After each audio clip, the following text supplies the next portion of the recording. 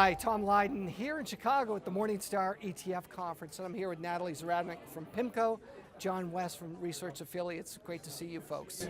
Good to see you, Tom. So PIMCO, legendary manager in fixed income, also early adopter of actively managed ETFs. Touch on that for a second, but also talk about the relationship you have with Research Affiliates. Yeah, well, as you said, we were one of the first to come out with active ETFs. We see ourselves as an innovator in the space. Mint remains the largest active ETF out there, but we're always looking to find new innovations, meet client demand in this space, and we've had a long-standing partnership with Research Affiliates. We've seen ourselves as the engine of alpha for fixed income and fixed income active ETFs, but we've worked with Research Affiliates and looked to them for outperformance in equity space.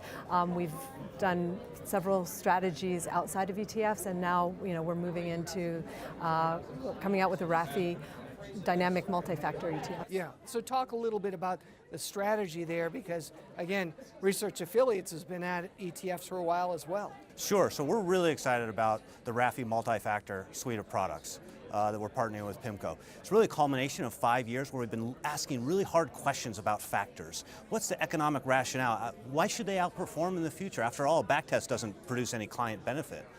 And once we've been able to do that and understand the theory behind it, then you have to actually say, do the numbers back up the theory? Does it work across many different markets, many different geographies?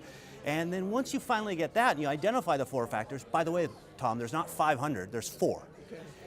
And we add a 5th where we apply this to those 4 to the smaller end of the spectrum.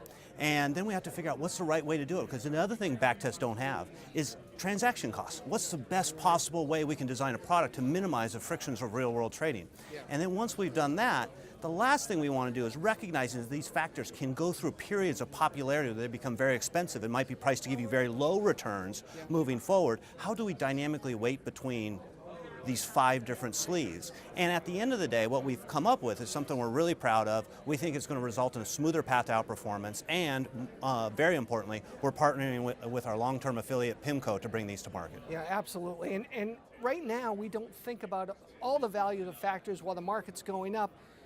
It's not euphoric, but people are pretty confident.